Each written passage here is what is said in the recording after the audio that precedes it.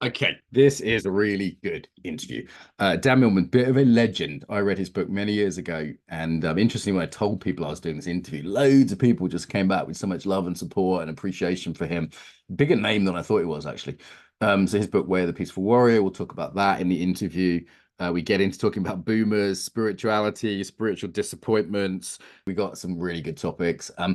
He's quite slick and he's been around a long time and he's well put. So I thought it was going to be kind of, one of these boomers who just comes on and presents and says blah blah blah, does a spiel. But actually, it was really juicy, really alive, and it was a fun interview. So I think you'll enjoy it too. On the show today, the legend that is Dan Millman. So I read one of his books on the Peaceful Warrior years and years ago, and I think it was, for me, like many people, influential. And I put on Facebook, I often sort of say, "Hey, I'm interviewing this person today," and often not much comes back. But today, loads of people just say, "Yeah, say hi. It's great you've got him on." Just seems to have had a big influence on, I'd say, a lot of people in the personal growth space. He actually started off as an athlete, as a gymnast. He's instructed that. He's actually written 18 books published in 29 languages. Way of the Peaceful Warrior is probably the most famous, and that was adapted into a film, which I actually literally just saw at lunchtime, which has got some well-known actors in it. It's really well put together, actually. So it's fun seeing the film, having read the book. And yeah, Dan, welcome. Thank you, Mark. Like the name of your podcast, Embodiment Unlimited, very much because I've always believed that what we call spiritual life begins on the ground, not up in the air. And I've met in my travels many people who are interested in traveling out of their body and haven't really gotten into it yet. So Yeah. I think it's a good place to start. Let's start with your life on you started with the body, right? As a gymnast, that was the beginning of your journey. For those who haven't seen the film or read the book, give us a little bit of that sort of biographical, your way into the world of embodiment and spirituality. Sure, that does provide some background context and lets people know where I'm coming from and why I prefer practical outcomes to abstract philosophy. Um, I actually started martial arts as a boy. I was smallish, and so I was bullied some, and so I had an interest in self-defense and martial arts uh, even before I got into acrobatics and gymnastics. But who knew that discovering an old trampoline at a summer camp would launch my future. Actually, it was like being born again, so to speak, on the trampoline, and that led to competing, and it was a preparation for me. Many people who are involved with physical activities can appreciate that just the brain, the nervous system are all connected, and by doing somersaults and twists gave me a sense of balance and sensory integration that I think probably was the beginning of my holistic training for life.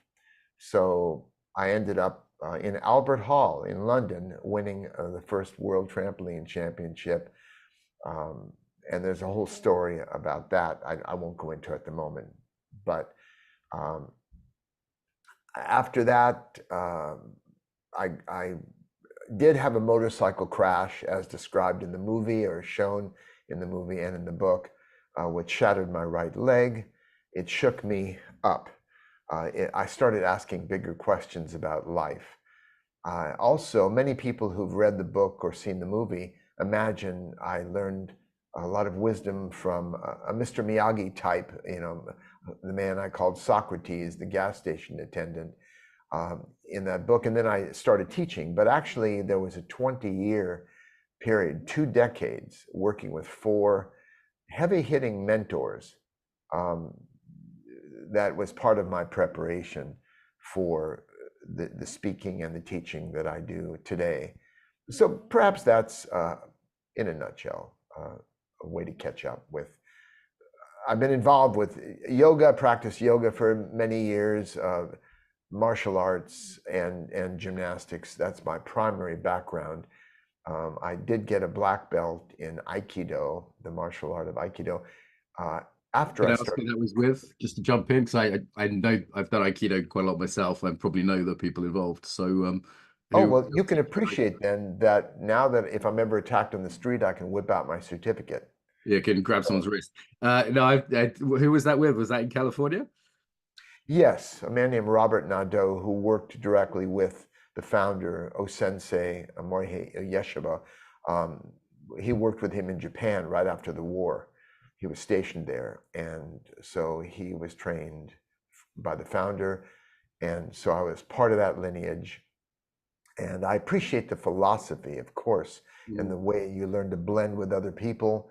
Uh, but as far as practical self-defense goes, there are other arts and other approaches that I found perhaps more useful.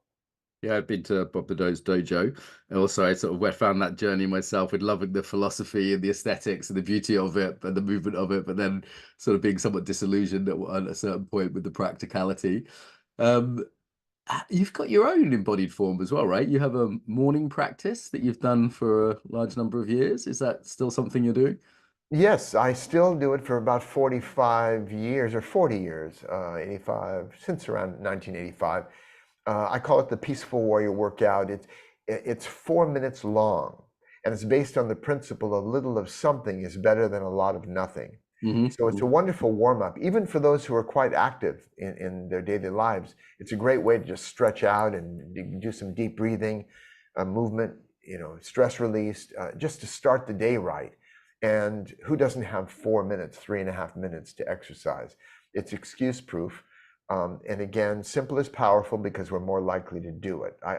All my work is centered on that idea of what can we integrate into our daily life without any heroics, um, to make that part of our daily routine. So I do more workout than that, but it is part of my everyday routine. And right now I'm 78 years old and still in good shape, because of the exercises. My wife and I do different exercises. She still runs. She's a young, she's young at 72, still runs around Prospect Park here in Brooklyn, New York. Um, I walk, I bike, I do some weights and swimming at the Y. So I try to stay active, but that Peaceful Warrior Workout is still a part of my core everyday routine, no matter where I am. Nice, 4 minutes. Wow, I did a 10-minute one for a number of years. I know Wendy Palmer had one. Maybe someone you know that used to have a 10-minute one, and then the ITP people had that. So great. Well, just it's not a main topic, but what's in the 4 minutes? Because that's very condensed. Well, it is. Someone can probably find it online if they search Mm. for the Peaceful Warrior Workout. I teach it online as a course, and people get one exercise or two a week, and they build up until they can do all 16. So there's 16 exercises. The breathing is even more important. It's an excuse to do some deep breathing, but it does get every part of the body, forward, backward bending, side bending, turning. Uh, it just gets every part of the body. So it's quite balanced. It's based on my experience in. I started out as a child. I was about 9 years old. My mother played piano for a dance class, modern dance, at a local dance center, and she didn't want to spend the money for a babysitter, so she brought me along, and so I started with dance. That was a very good foundation to learn muscular control. It's a wonderful athletic form, dance, as well as the aesthetic form. So that experience with dance, martial arts, something called psychocalisthenics, when I studied with a man named Oscar Ichazo, one of the four mentors I referred to before, that influenced the workout, martial arts elements, gymnastics, but something anyone can do. It's like a suit of clothing. People tailor it for themselves, and so that gives a general flavor. It wouldn't be impractical to demonstrate it right now, but anyone Sure, again sure. We can can look it up Google it. online. Yeah, yeah, just for my curiosity. So, the mentors. So the mentors you had there, the four mentors. I know you wrote a book about that. Was this what age were you when you had these mentors, and could you name the others? Sure, happy to do so. And people can look it up and find positive and negative things about each one as it goes on the internet. Um, but I was about I was a young college professor at the time at Oberlin College in the United States. About 30, no, I'm sorry, it's 1973. About 28 years old. And I was given a grant to travel around the world, which I did during a summer. But the first part of those travels was the most significant. I was in the San Francisco Bay Area, and I called up an old teammate of mine, a gymnastics teammate, and he said, Dan, I just finished a 3-month-long training. Now they've got it down to 40 days, 10 hours a day, and you need to do this if you possibly can. Well, he had some credibility with me, and so I ended up, I had the time, I had some funds, and I went and did this a training called Arica, A-R-I-C-A, founded by a man named Oscar Ichazo. I won't go into any more detail, but he founded a university, step-by-step approach, like Raja Yoga, Patanjali's, Raja Yoga, but it was a holistic approach and with a group to accelerate the process. And he claimed at the end of 40 days, enlightenment. Rather than just someone sitting in a cave and meditating, which I've done, it was about integrating it with everyday life. But he had spiritual practices, various kinds of meditation, visualization, breath work, deep relaxation, movement, and so on. So it was a technological approach to spirituality. Now, were we enlightened at the end of the 40 days? Well, we were definitely improved in various ways. A deep tissue bone massage that took 6 hours, a self-massage, part of it with a partner, we couldn't reach our back, to clean fear, produce tension from the body. There was an immense amount, elements of Kundalini yoga. Perhaps you've heard of the Enneagram. Mm-hmm. Have you? Yes. Okay. The Enneagram came directly from Oscar Ichazo.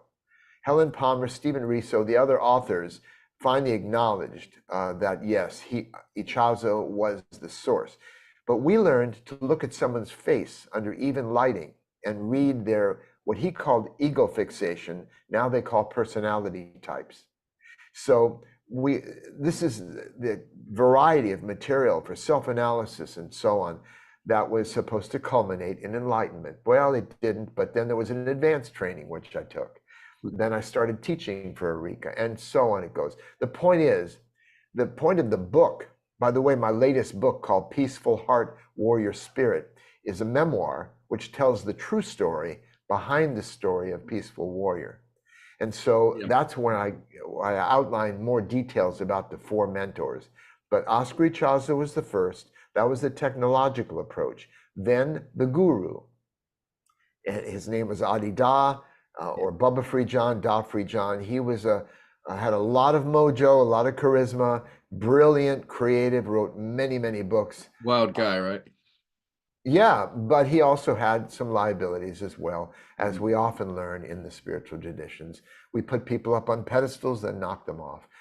But I had almost 10 years. My wife, Joy, and I experienced all these mentors together. Oscar Ichazo, the Arica training, then the guru, 8 years with him studying his work, devoting ourselves to this way of life. Then there was a man called the warrior priest. He was a spiritual rascal.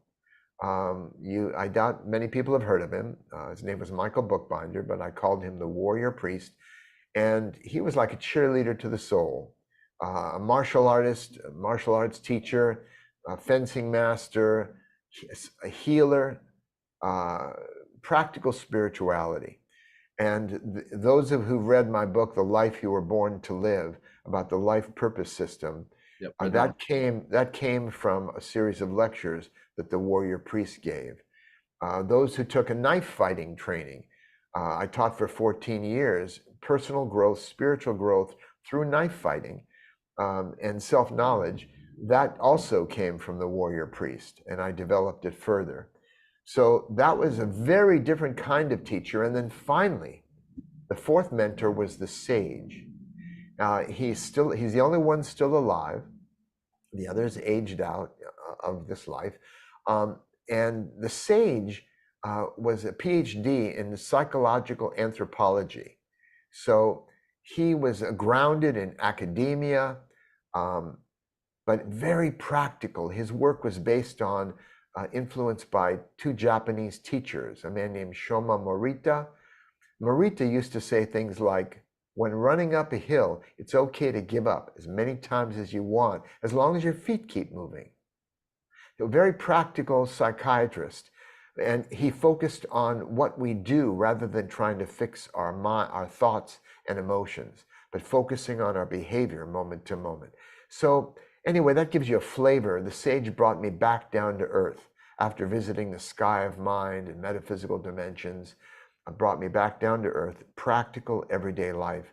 And so I took what was valuable in from those various mentors I studied with and express it in my own way, an approach to living I call the peaceful warrior's way. Nice. And you're in great shape. I was actually very surprised when you told me your age. Also, I'd seen some recent interviews of you, so I was very surprised when you said you're 78. And the fact remains this is the sort of last period of your working life, at least I imagine. I don't want to say how long that period might be, but it won't be 50 years. Let's say that. No, I have more to look back on than forward to. That's correct. Thank you. What do you hope still to achieve? Well, I've retired from book writing. As far as I know, I won't be writing any more books. George Balanchine, the choreographer, once said, I'm not looking for people who want to dance. I'm looking for people who need to dance. And some people, I wanted to write, but I don't need to write. With the final book, it was a good bookend, so to speak, the memoir. I decided that was time to retire from book writing. It was like being a student forever and having homework to do. So I said what I have to say, and Yeah, as yeah, far nice. as that's done. So I still go and teach and express myself because people seem to welcome the manner in which I teach. So I'll continue to do it while there are invitations.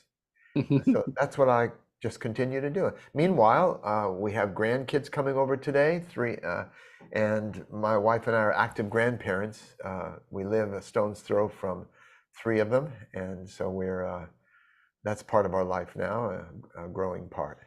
One of my own mentors was in his 80s, and I actually stayed with him in his 80s. And he used to say being a grandparent is one of the few underrated things in life. And he'd done some really big things in his life, but he kind of eventually came back to, it's just really nice to do the gardening and be a grandparent. And again, like he would sort of lecture if he was asked, but he wasn't sort of pushing a career agenda or anything at that point. Exactly. That's such Similar. a lovely place to end up. Yeah. Peaceful. Okay, so talk about your memoirs. That I haven't read them, just to be transparent, but I have seen a couple of interviews around the time they came out. And the sort of the big reveal was the slightly magical, mystically special powers mentor Socrates in the book and the film wasn't real. That he was made up, that he was maybe some combination of different people, some way for you to speak with authority as a young man, I imagine. And I know some people were pretty disappointed by that. Others said, well, obviously, yeah, any sense on that reveal and how that's been? Well, I made it clear from the start, even though I left it a bit mysterious and ambiguous, that I did meet an old mechanic, an all-night gas station mechanic, in a service station in Berkeley around 3 in the morning, and he had an impact on me that night. I went home and wrote this epic poem. I don't have anymore, but I was quite inspired. And so when I came time to write the book, I applied the same principle that, well, we have Daniel-san and Mr. Miyagi. We have King Arthur, young Arthur and Merlin. We have Gandalf and Frodo. So the mentor-student relationship, not to mention Castaneda and Don Juan, the Brujo, for those who know Carlos Castaneda's books. So I thought back on that old man. I said, maybe that would be a way to convey the teachings. Because yes, I was 34 years old when the book was published. I was a young man and a former athlete, a jock. I mean, who wants to hear Dan Millman talk about life? But Socrates, now that's something else. So I created this enigmatic, wise teacher. The book was based on my autobiography. There are many factual elements in the book, but I said from the start there are fictional elements as well. I just didn't make it as clear. And so in the final book, in the preface to my memoir, that's when I confessed that, yes, Socrates was my creation. The dialogues came out as I wrote them, not as I remembered them. He was my muse and a source of inspiration. And it's certainly wasn't unprecedented in the history of literature. Castaneda claimed that Don Juan was absolutely real. I don't believe it for a moment, but Yeah, there's definitely some controversy around that one too. yeah.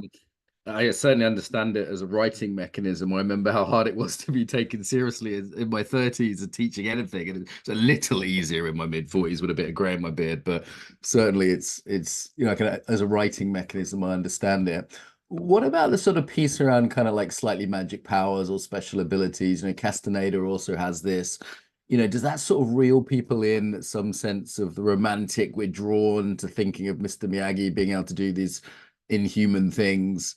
And then like most of your work actually seems really down to earth and practical. And here's a morning routine you can do. Here's some really practical personal growth techniques. So yeah, say something more about the need for this kind of magic character. Well, of course, Castaneda spoke about the sorcerers and so on, but he was high most of the time on mescaline or peyote. So the drug involvement can create magical effects and so on. But as far as that, it's funny. I've had a very strong sense of authenticity my whole life. I wanted to get down to what's real and what's true. Pretense just didn't work for me much, and so ideas of magical things. And look, many people, their spiritual search is wanting something more from than news, weather, and sports in everyday life. So they look for some kind of magic that will finally prove the mystical is real somehow. Mhm. I personally didn't have much interest in powers, special powers. To me, the greatest power would be kindness. Things that we can apply in everyday life to remember our essential unity. That's magic to me. When I walk in the park, I see magic all around me. I'm But with you on that. The magic yeah, of life, a magic of spring I'm experiencing, flowers coming out of exactly. nowhere, the magic of a bit of kindness and friendship in this world. Yet people seem to want something kind of extra special, like that's the sort of maybe bait and switch you made with the book that I see other teachers making less integriously, let's say. Because I think the book did have from the start, it said you're a mostly true story or something like that, right? Like it was saying from the start, like, hey, some of this might not be quite as it happened. But it does seem like people really want those special cities, those special magic powers. Maybe that's just a door opener. I don't know.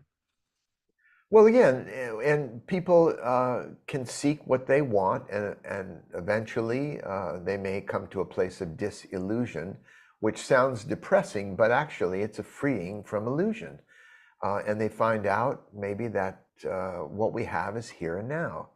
And there is a magical element to life, but not in the way, not the trickster way, not the David Copperfield or way that we imagine it. Uh, Sometimes I ask audiences, what would you feel like if you woke up tomorrow morning and you could fly?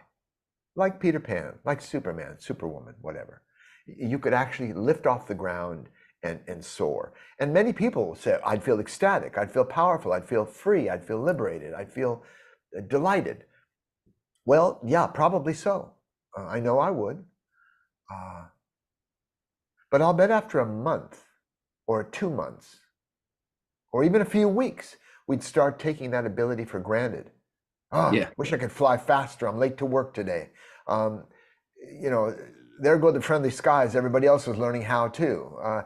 The point is, we take it for granted the same way we take for granted seeing, hearing, smelling, Yes. unless we lose those things. So I actually also teach an online course people can find through my website on a 4-minute meditation on the process of dying. And people don't usually hear about that and go, oh, I'm so there. I want to do a meditation on dying. But it comes from a rather interesting, maybe anecdote. I once asked a Zen master after a talk he gave, can you give me just 2 simple tips for better meditation, deeper meditation?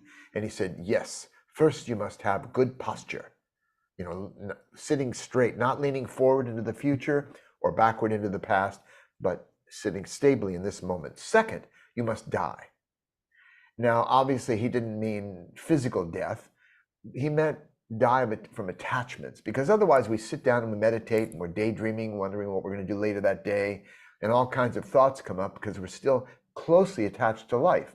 But so that question led me to create this process of dying, a rehearsal where we lose some fear of dying in doing this 4-minute meditation and all that we must let go of. But what I find powerful about the meditation, why I've done it almost every day, I did it every day for about 1.5 years before I ever taught it. But now I do it most every day. And that is, it is a reminder to what we can appreciate about life.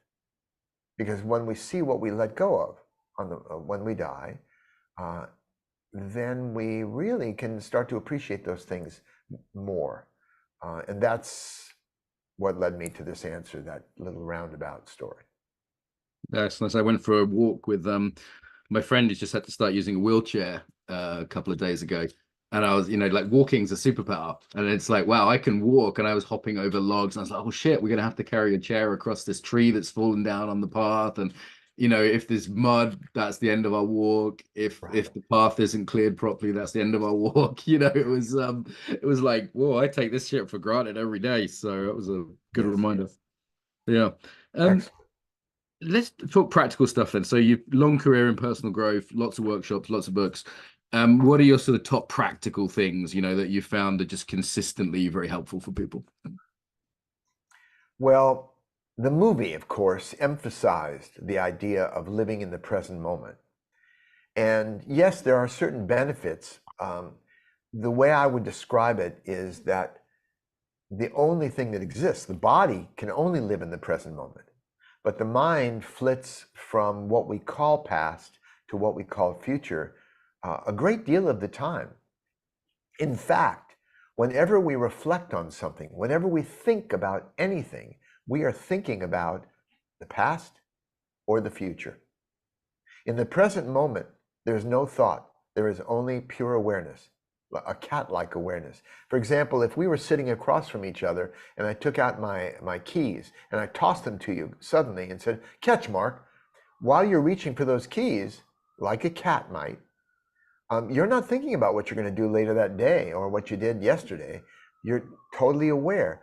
So people want a quieter mind than focusing on what we're doing right now. Now, any physicist will tell you there's no such thing as a present moment. I mean, how do you grasp a nanosecond, a millionth of a second? Yeah, we can't. What teachers like me, when we say focus on the present, is handle what's in front of you and pay a little less attention to the past, which is actually just a set of memories, neural impulses in our brain, and the future, which is our imagination. Now, we can imagine our day, we can plan our day, we have the ability to remember and to plan, but we don't need to take those too seriously or get too attached to them, because memories are rarely completely accurate. We look at the world through a filter, of our own associations and so on. So anyway, past and future, focus on the present moment. That's one answer to your question. I'll be briefer the rest. Life purpose. 3 of my books focus on life purpose. The 4 purposes of life, life you were born to live, and living on purpose. And those 3 books are central to our lives. I mean, Robert Byrne once said, the purpose of life is a life of purpose. Otherwise, we're living by accident. And as one of my mentors once said, the warrior priest used to say, there are 3 kinds of people: those who make things happen, those who watch what happens, and those who wonder what happened. And so by living purposefully, we can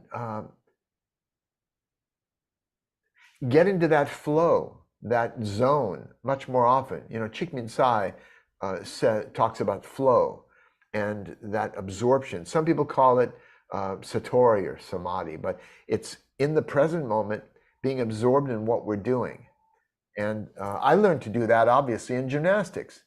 That's easy to focus on the present moment when you're flying off a horizontal bar. But if you're just sitting around, it's very easy to daydream. Nothing wrong with daydreaming if we do it purposefully. And so the most important purpose we have in life is the one that's arising right now. I know what my purpose is right now. You know what your purpose is right now. We may not know our cosmic purpose or eventual purpose, but we do know our purpose in this moment. So that's the second emphasis. Yeah, and there, you know, as you've noticed in your research, and by the way, I really appreciate the amount of preparation you've done for this interview. It's an honor. I mean, like I've got 20 friends that are jealous of me interviewing today. The least I could do is not take it for granted. And it actually forces me to learn, Dan. Like if I know I have a guest coming on, I maybe it's my British culture, but I just feel rude if I hadn't at least, done I try to do like 5 to 10 hours of research per interview, right? that's But that great. that that was like, I listen to podcasts, read books, watch videos, watch the film today at lunch, and Uh-huh. it's like great. Anything that nudges me to learn more, and that's just for me, that's a huge value. So yeah, Yeah, thank you for saying that. terrific. Yeah, let's talk about the peaceful warrior thing because that's gone through fashions, right? Like I don't know, someone in my field, Richard Strozzi Heckler, wrote "In Search of the Warrior Spirit." There's peaceful warrior this at a certain time. You were definitely one of the first and one of the bigger names in that movement, and it kind of comes and goes. And sometimes it feels like people trying to have their cake and eat it. Like I want to be a warrior, but I don't want to hurt anyone. And other times it feels like a beautiful paradox. I know this, one of the things that you've talked about before is paradox, like there's a paradox there. And also my view of it sort of changes depending on what's going on in the world. Like I watched the film Civil War at the weekend. It's about a modern American civil war, which is historians tell me is quite likely, actually. There's sort of 50% chance of it happening, I'd say, in the next few years. I've been to Ukraine, I've trained soldiers, been around a lot of trauma, Sierra Leone, Afghanistan. So I kind of have mixed feelings. Part of me goes, on the one hand, my God, do people today, particularly men, need warrior virtues? And on the other hand, I feel like, the further I can get away from the killing fields of wherever, the better. So there's just a little bit of something to jam on there. Where are you at I'd now love to jam on that. Yes. with this term, peaceful warrior? Where are you at now with it? Right. Let me just first of all tell you how I coined the term. I was teaching a course at Oberlin College on martial arts, and two of them that I'd studied. One is Aikido, and the other was Tai Chi. And I was going to call it in the catalog, the course catalog, the way of the warrior, or like a path, a way or path. But then a light bulb went on. I said, well, wait a minute, these are internal martial arts. Neither of them are particularly aggressive martial arts. So I said, why don't I call it the way of the peaceful warrior, to qualify it, to modify it. Uh, and then when I wrote the book, I wasn't sure what to call it. It was about a lot of things. It was sharing what I learned. And so that's when I titled the book. And only later, when people started asking me, well, what do you mean about peaceful warrior? What is that?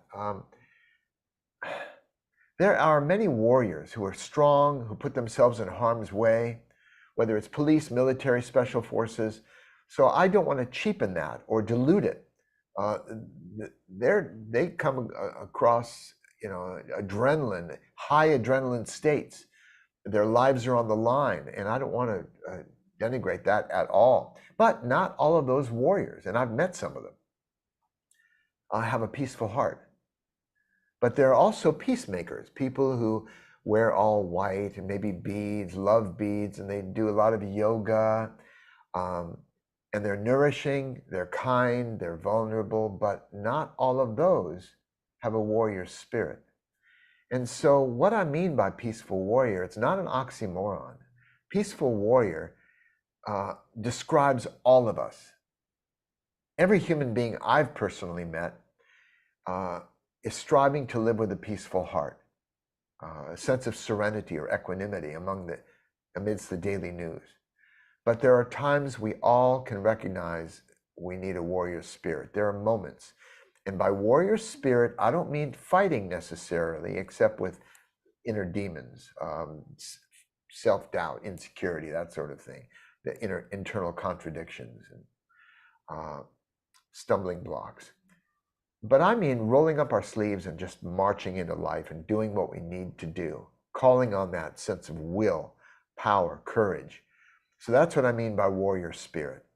So peaceful heart, warrior spirit. That's why I titled my latest book with that. That's what I mean by peaceful warrior. And I hope that explains it in a way people can relate to and it Yep. doesn't sound contradictory. No, it makes sense for me. And we all have that kind of archetype, and we have the need to dig deep and deal with difficulties. And I sometimes I hear it particularly used in men's work.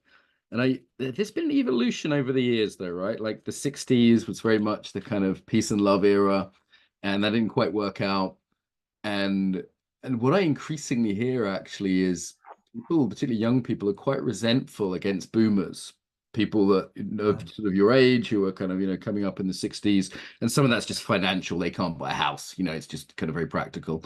Yeah. Um, there's and I Let's put it this way: how do you think your generation succeeded in the personal growth sphere, and in what ways do you think they failed? Wow. That's causing me to play pundit, and it may be above my pay grade, but let me take a stab at it. I was lucky growing up, and I know I don't come to you as a representative of the boomer generation, but I was born in 1946. I was the leading edge of the boomer generation. My parents were middle class. My father drove a lunch truck to a catering truck to factories. My mother worked as a bookkeeper. They came through the Depression, uh, the war, World War II.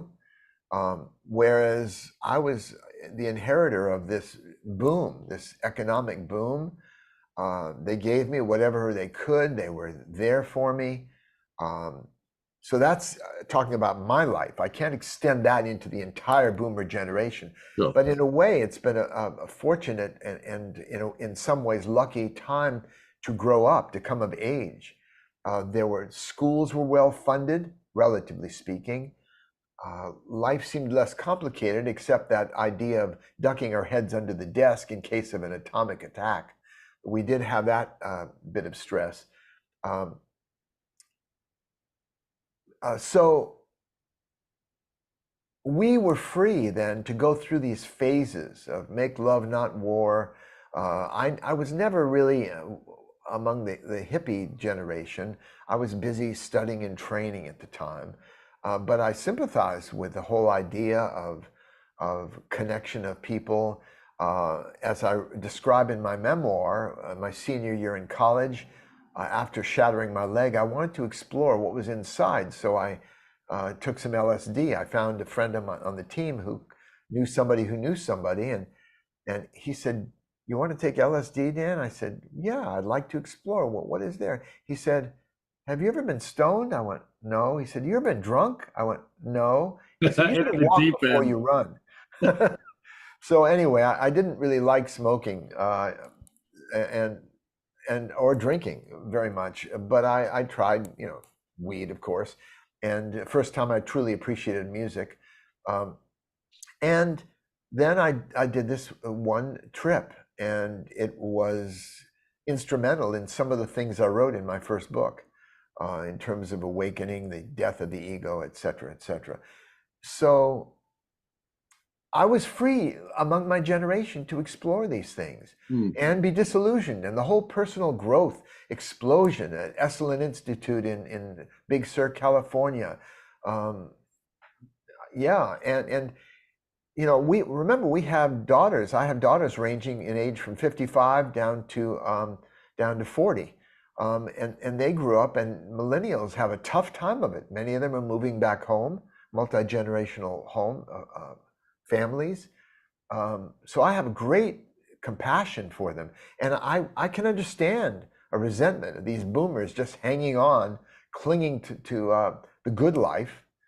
But each of us has our own idea of what the good life is comprised of, and that has changed over time. So that's the only comments that come up for me Yeah, around yeah. that question. Yeah, I was thinking, for example, in the personal growth space, things like mindfulness and life purpose are now sort of much more on the agenda than they were, much more on people's radars. I'd regard that as a huge success of that generation to bring things like mindfulness in, through all sorts of writers and Kabat-Zinn and everybody else, and then meditation being normalized, yoga being normalized, Right. and then the idea of life purpose, of your life meaning something, not just being on the treadmill. I think that's been popularized, which to me is a really healthy thing. And then in terms of what's not worked so well, like that's like, and not to say that other things haven't been great. These books needed writing, these areas needed exploring, whether it was the LSD or the protesting, um inner and outer. I'm brought back a couple of times in my thinking in this interview to the word disappointment. You mentioned several mentors, and I imagine each was disappointing in their own way. I know this from mentors, they can let you down. And some of the names you mentioned, I know a couple of stories about, I'd kind of go, okay, the risk of being sued, I'd probably share them. And it's something that happens for us along the journey, isn't it? That we find out our mentors are human and that they lack certain things. Is there Well, anything? Brian, I'm sorry, Mark. Mark, that's a liability of doing too many podcasts. um, Mark, one of the central themes of the memoir, I didn't write it just to share my own personal story. I wrote it about the spiritual search and as a cautionary tale. And one of the central themes that are repeated is that all teachers are human and all humans have flaws. So I'm echoing what you just said. Mm, mm, And it's not to diss them. It's not like I grew beyond them. It's not to sure. put them down. I'm grateful for every mentor I've ever had. It's just to recognize the reality of the situation. Again, don't put people on pedestals. Ultimately, we have to rely on ourselves, our own sense of discernment, and what works for us. It comes down to that, obviously. Yeah, yeah. The word spiritual means different things to different people. I once heard, I think Ken Wilber give 7 different definitions of it. It took him an hour and a half. People really go into depth on it. And I've heard you quote Huxley on this, just be a bit nicer to people, a bit kinder to people, like what does it really mean at the end of your life of kind of researching it? And the other point of reference I'd put in here is when we moved to a new town, my wife said, don't make friends with any spiritual people, please. And I knew exactly what she meant. She was referring to a certain kind of person, a certain, attitude towards life that she found maybe pretentious or unpleasant. Um, it's got kind of a mixed rep, the word spirituality at this point, hasn't it? And we're in the kind of post lineage age. It's very difficult to be a pure Catholic or a pure Buddhist or anything these days because everything's all post modernity, everything's sort of mixed together like a salad. And at the same time, if we're just on the surface of sort of new age spirituality, that doesn't seem to satisfy either. Where are we at in 2024 with the word spirituality? Well, that's a big question. Many people's spirituality also applies to the field of religion. And religion, to me, is idealistic in the sense that it's designed to call us up to our highest ideals. But idealistic, by definition, is not always realistic. So ideals are what we're striving toward. And reality is who and how we are right now. And we have to address both.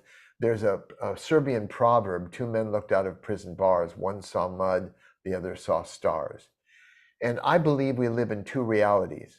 One is conventional life. Most of us spend, as we should, 99% of our time in the conventional world, dealing with children, education, work, and so on. But even the most successful people, if they don't completely go off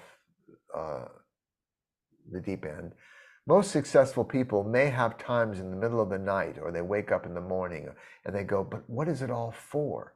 Why am I here? Why are humans here? They ask some big questions. And maybe they're contemplating or yearning for the transcendent, a sense of liberation, freedom, some knowledge or discovery that makes it all okay to trust the process of the universe unfolding and our lives unfolding. To me, that's what I refer to as the transcendent. Some people call spiritual, the numinous.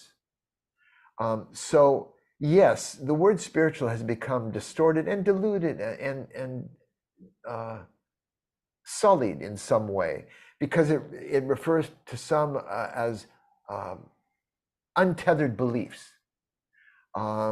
Once someone starts believing in supernatural being, whether it's God or anything else, there is a slippery slope to believing any kind of belief without any evidence on so-called faith. So there is a danger there, and I know much of Europe is relatively secular.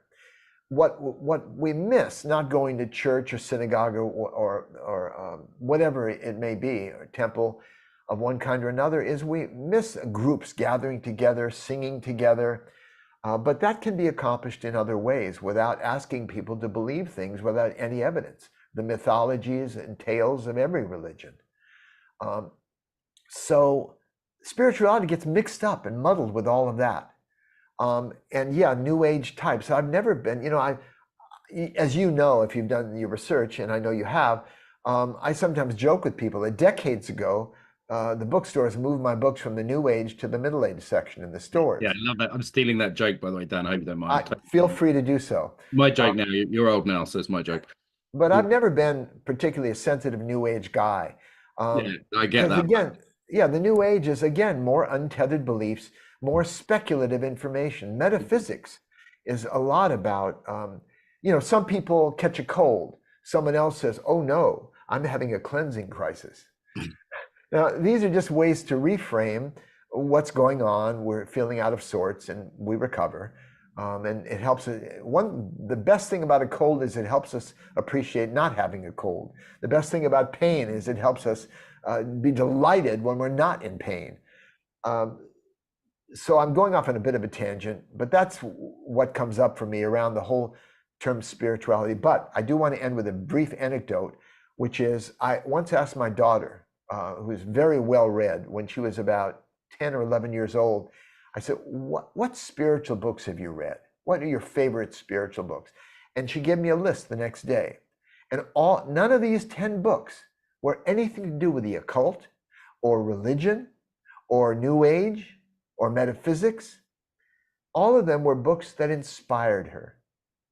And to me, that's what spirituality is about, being what inspires us, what uplifts us, what reminds us of life's bigger picture and potential promise, that there may be something we need to still learn and discover that humbles us, that we're all stumbling toward the light, so to speak. And that's what spirituality is to me. It's not New Age fascinations or untethered beliefs. Stumbling towards the light, like it. Yeah. What do you wish people ask you more about? So in interviews, particularly if you've written a book, people say, hey, tell us about Socrates, or hey, tell us about being a gymnast, and it's stuff that was a long time ago. Like, what do you wish people would actually focus on when they interview? Well, in some moments, perhaps cynical moments, I think that when people say they want enlightenment, they want personal and spiritual growth, maybe what they're really looking for are ways to feel good about themselves and the world more often and feel bad less of the time. And if you promise somebody a good feeling, that sells very well. Yes. The only problem with that is it's temporary. Somebody came up to me after a workshop once and said, Dan, I don't know, I feel kind of inspired. I said, don't worry, it'll pass. Because inspiration passes, motivation comes and goes. So I think rather than just having good emotions, which come and go, they're largely out of our control, I think it's best to focus on, well, let me put it this way. Mark, the most controversial thing that I ever state is that I do not encourage people to feel happy or loving or kind or courageous or confident. I only encourage them to behave that way. And people might say that, well, that's pretense, isn't it? I mean, feeling one thing and behaving another. But the example I bring up is, what if you found a toddler wandering in the street and you saw it and you were terrified to run out in the traffic, but you did. You found yourself doing it and saving the toddler. You were feeling terrified. Shouldn't you trust your feelings and do everything your feelings tell you? But yet you behaved with courage. And to me, that's how we can act confident, even if we're feeling shy. And we can act kind, even if we're feeling irritated. That is a real form of everyday liberation, by focusing on what we do rather than fixing our thoughts or fixing our feelings, so we can live wisely and well. Nice, nice. Yeah, the emphasis on sort of worshiping at the Church of Feeling is, I think, as a result of 1960s America and too much therapy. But certainly traditional kind of virtue and ethics has never focused just on feeling at the expense of behavior. But I say with full compassion, though, Mark. I mean, if somebody's in pain, they're, you or I, we're going to look for a way to get out of that pain and to fix it and to heal it. So if someone's in emotional or mental pain, they will seek a therapist or a counselor or some experience that makes them feel better, or get rid of all this, obsessive negative thoughts. So I think that can be a very constructive step in our process. And I think people, I say that with full compassion. I don't really make fun of people wanting to feel better, obviously, but I don't think that's a permanent answer. Because if we look back on our lives, anything we've achieved, any place we've gotten to, it's because of what we've done over time, not just because of what we felt or thought, even though some claim that it all begins with a feeling or a thought. Maybe that's true, but it still comes down to what we do moment to moment. You've got an athlete and a martial artist in you that I can I relate. do. I I can do. relate to that. There's a physicality there. Yeah. Last question. Do you still have sex almost every day? Oh, that was kind of a funny joke. Yeah, almost on Monday, almost on Tuesday. Thank you for being the straight man there. Almost on Wednesday. It's such a good joke. I wanted to just set you up for that one. You had me laughing over my breakfast. I heard that from Olympic coach Sammy Lee. He was Greg Louganis's coach in diving. And Sammy, I saw him at his 50th birthday doing a 3.5 somersault off a 10-meter tower. And I heard that joke from Sammy, yeah. Nice. Credit where credit's due. Dan, we better wrap things up. Where do people find you? Anything you want to plug? I've really enjoyed this. Really nice to meet you. Well, I have too. I Yeah. have. Great conversation. And I thank you for the research you've done and the good questions. I love it. Yeah. Well, if people are curious about my work, they can always just go to peacefulwarrior.com and look on the website. They'll see Life Purpose Calculator and books and audios and that sort of thing. Thank you, Dan. Thanks for joining us. My pleasure.